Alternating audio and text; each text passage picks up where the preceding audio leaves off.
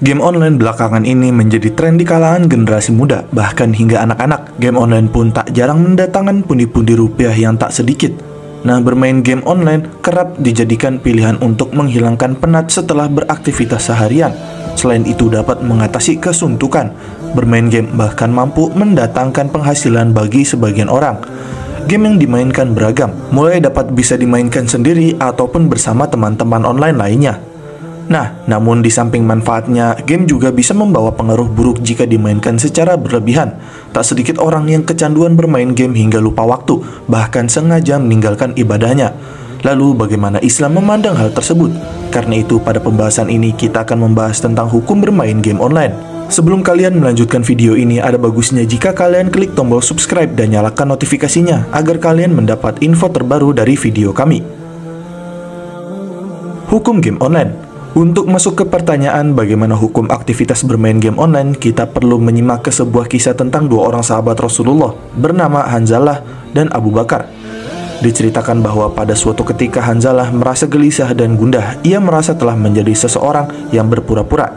Maksudnya ketika ia ada di hadapan Rasulullah, ia berperilaku serius, tidak bercanda, mata selalu sembab, hati berzikir dan senantiasa dalam kondisi ketakwaan pada Allah Subhanahu wa taala. Namun ketika Hanzalah pulang ke rumah, perangainya pun berubah atau sifatnya berubah. Ia mencandai anak dan istri, merasa senang dan seolah-olah lupa bahwa sebelum pulang ia sedang berzikir sampai sembab matanya karena menangis. Nah, kegaduhan Hanzalah adalah apakah perubahan perangai ini merupakan tanda kemunafikan atau kepura-puraan, seolah-olah ia tidak konsisten. Nah, dalam menjaga ketaatan pada Allah yang dianggapnya harus ditampakkan dalam rona wajah yang senantiasa serius tanpa canda dan harus terlihat bersedih atas dosa-dosa yang telah diperbuat. Hal yang sama ternyata juga dialami oleh Abu Bakar. Maka mereka berdua kemudian mendatangi Rasulullah SAW dan mengajukan pertanyaan atas apa yang mengganjal di hati keduanya. Nah, dalam menyauti hal tersebut, kemudian Rasulullah SAW bersabda yang artinya, "Demi zat yang aku berada di tangannya, jika kalian tetap seperti dalam kondisi ketika kalian berada bersamaku atau seperti kalian berzikir, maka malaikat akan menyalami kamu sekalian di tempat-tempat tidurmu dan di jalan-jalan. Namun akan tetapi, wahai Hanzalah, semua ada waktunya." Itu beliau ucapkan sebanyak 3 kali. Hadis riwayat Muslim. Nah, hadis ini menunjukkan bahwa kesenangan psikologis dan hiburan merupakan dua hal yang natural dalam diri manusia. Nabi Shallallahu Alaihi Wasallam bahkan mengatakan orang yang di dalam dirinya tidak ada hal tersebut, ia akan disalami malaikat. Nah, disalami malaikat merupakan ucapan simbol yang menunjukkan satu hal yang mustahil terjadi. Jadi dari hal tersebut maknanya adalah Islam tidak mengajarkan agar seseorang menjauhi kesenangan dan hiburan. Dan sebaliknya, Islam justru mengajarkan bahwa mencari ketenangan, beristirahat, mencari hiburan bisa dilakukan, namun harus sesuai dengan porsinya. Islam tidak mengharamkan hiburan sama sekali. Namun demikian tidak semua hiburan atau al-lahu mendapatkan tempat dalam agama Islam. Islam hanya memperbolehkan jenis-jenis hiburan yang di dalamnya terdapat unsur-unsur pendidikan, kesehatan, dan nilai-nilai moral lainnya. Dan dari hal tersebut sesuai dengan surat Al-Baqarah ayat 286, Al-Maidah ayat 6, dan Al-Hajj ayat 78. Juga pada dasarnya Islam tidak membelenggu manusia. Islam memberikan keleluasaan pada manusia untuk menikmati hidup, sebagaimana disebutkan dalam surat Al-Maidah ayat 87, yang artinya, "Hai orang-orang yang beriman, janganlah kamu haramkan apa-apa yang baik yang telah Allah halalkan bagimu, dan janganlah kamu melampaui batas. Sesungguhnya Allah tidak menyukai orang-orang yang melampaui batas." Quran surat Al-Maidah ayat 87. Nah, dengan demikian, Islam membolehkan umat muslim untuk mengapresiasi keindahan, kecantikan, ketampanan, kelezatan, kemerduan, dan juga hal ini ditegaskan dalam surat An-Nahl ayat 6, yang artinya, "Dan kamu memperoleh pandangan yang indah padanya ketika kamu membawa kembali ke kandang dan ketika kamu melepaskannya ke tempat pengembalaan." Quran surat An-Nahl ayat 6. Dan Quran surat Al-A'raf ayat 31, yang artinya, "Hai anak Adam, pakailah pakaianmu yang indah di setiap memasuki masjid, makan dan minumlah, dan janganlah berlebih-lebihan. Sesungguhnya Allah tidak menyukai orang-orang yang berlebih-lebihan." Quran surat Al-A'raf ayat 31. Nah, karena itu syarat utama diperbolehkan menikmati subjek atau aspek-aspek hiburan dalam kehidupan sehari-hari adalah harus ditempuh dan diperoleh dengan jalan yang wajar, baik dan benar sebagaimana termaktub dalam surat Al-Baqarah ayat 42 yang artinya, dan janganlah kamu campur adukan yang hak dengan yang batil, dan janganlah kamu sembunyikan yang hak itu sedangkan kamu mengetahui. Quran surat Al-Baqarah ayat 42. Nah, dalam hal ini misalnya tidak menipu, mencuri, atau menggunakan yang bukan hak kita sesuai waktu yang tidak mengganggu kehidupan produktif dan menjadikan seseorang mengabaikan tanggung jawabnya, dan tidak menjadi sarana perjudian dan tidak memberi dampak buruk terhadap kesehatan mental maupun fisik kita. Nah, dalam hal ini Islam juga menyatakan bahwa manusia senantiasa diliputi oleh nafsu, keinginan-keinginan, kehendak-kehendak sesuai sifat-sifat manusiawi yang melekat padanya. Dan masalah ini tercantum dalam surat Al-Furqan ayat 7 yang artinya, dan mereka berkata, mengapa Rasul itu memakan makanan dan berjalan di pasar-pasar? Mengapa tidak diturunkan kepadanya seorang malaikat agar malaikat itu memberikan peringatan bersama-sama dengan dia?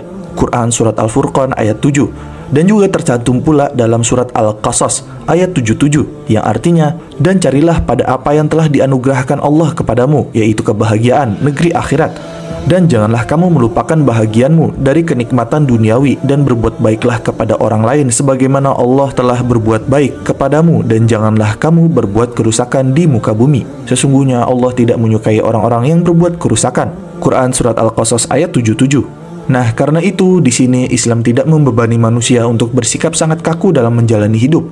Manusia adalah makhluk yang diberikan akal sehingga dapat menyusun kehidupan yang kreatif, bersemangat, dan penuh antusiasme. Selain itu, pandangan Islam dalam kecanduan game. Orang yang berpikir maju dan produktif akan paham bahwa kecanduan bermain game itu akan memusnahkan waktu mereka. Semua orang sudah tahu bahwa bermain game adalah suatu hal yang tidak baik. Orang tua tidak suka apabila anaknya kecanduan main game, dan para guru serta pendidik pun selalu memperingatkan generasi muda akan kecanduan game. Dan karena itu, beberapa efek negatif kecanduan game yaitu adalah, pertama, lama-kelamaan bermain game akan menyebabkan kecanduan sehingga akan melalaikan dari tugas dan kewajibannya. Kedua, melakukan hal yang sia-sia dan tidak bermanfaat. Ketiga, menghabiskan waktu di depan permainan game. Keempat, menjadi tertutup dan terbatas komunikasi dengan dunia nyata karena terlalu fokus dengan game.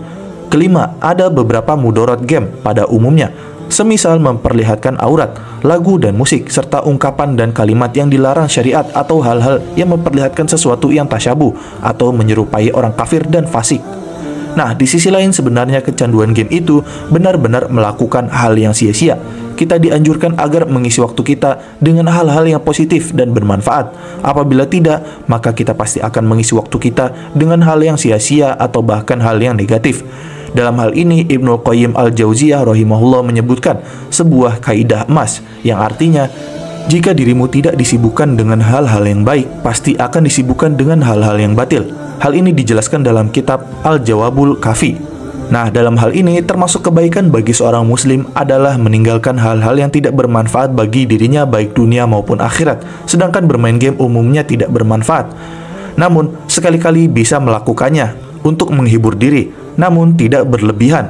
Dan di sisi lain Rasulullah SAW juga bersabda tentang hal ini, yang artinya, di antara tanda kebaikan dalam Islam seseorang adalah meninggalkan hal yang tidak bermanfaat baginya. Hadis riwayat Ahmad dan Tirmidzi.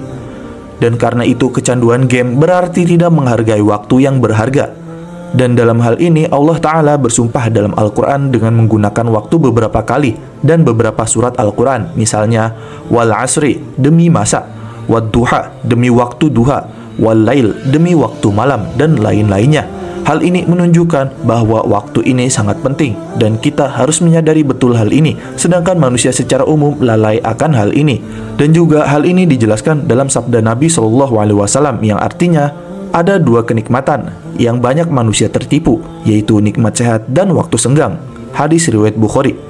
Selain itu juga pepatah Arab yang menggambarkan pentingnya waktu juga mengatakan bahwa waktu adalah nafas yang tidak mungkin akan kembali. Nah, orang-orang sukses dunia akhirat akan sangat menyesal jika waktu terbuang percuma tanpa manfaat dan faidah. Ibnu Mas'ud radhiyallahu anhu juga berkata, tiada yang pernah kusesali selain keadaan ketika matahari tenggelam. Ajalku berkurang, namun amalku tidak bertambah. Hal ini dijelaskan dalam kitab Miftahul Afkar.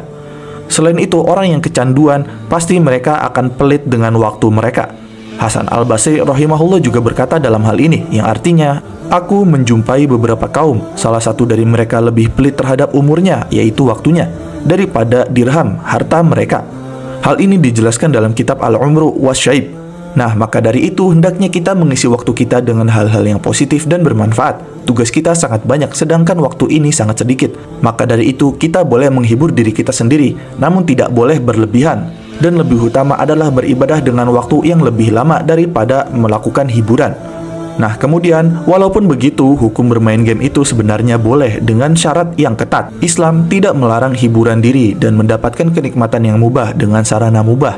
Dan asalnya dalam permainan ini adalah diperbolehkan kalau tidak menghalangi dari melakukan kewajiban agama seperti menunaikan sholat dan berbakti kepada kedua orang tua serta belajar ilmu agama.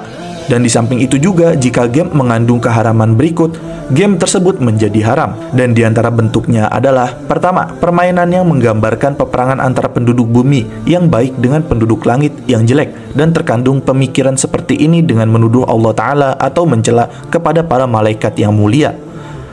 Kedua, permainan yang mengkultuskan salib bahwa orang yang melewatinya akan diberi kesehatan dan kekuatan, atau mengembalikan ruh atau menambah ruh permainan atau semacam itu. Begitu juga permainan berakit kartu ulang tahun kelahiran dalam agama Nasrani. Ketiga, permainan yang menyetujui sihir atau memuliakan para tukang sihir. Keempat, permainan yang ada unsur kebencian terhadap Islam dan umat Islam.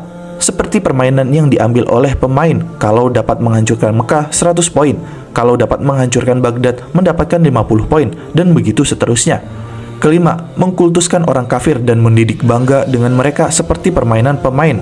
Kalau dia memilih negara kafir akan menjadi kuat, dan kalau memilih negara Islam akan menjadi lemah. Begitu juga permainan yang mendidik anak-anak bangga dengan stadion, olahraga orang kafir, dan nama para pemain kafir. Keenam, permainan yang mengandung gambar mengumbar aurat, dan sebagian permainan pemenangnya akan mendapatkan hadiah gambar tersebut. Begitu juga merusak akhlak, seperti dalam permainan di mana idenya adalah selamat dengan pacar dan kekasih tercinta dari kejelekan atau kerusakan. Ketujuh, permainan yang ada unsur judi dan taruhan. Kedelapan, permainan yang ada unsur musik yang diharamkan dalam syariat Islam. Kesembilan, bahaya terhadap tubuh dan kedua mata atau anggota tubuh lainnya, begitu juga dampak suara terhadap kuping. Telah ada studi terkini yang menetapkan bahwa permainan semacam ini menjadikan orang kecanduan dan berbahaya terhadap anggota tubuh dan menjadi sebab mudah marah. Jadi, dari hal tersebut, silahkan kalian renungkan permainan apa yang bebas dari pelanggaran tersebut. Semoga Allah beri taufik dan hidayah. Dan demikian adalah pembahasan mengenai hukum bermain game online. Jangan lupa like, share, dan subscribe. Jangan lupa komen di bawah tentang pendapat kalian di video kami kali ini. Sampai jumpa di video kami berikutnya.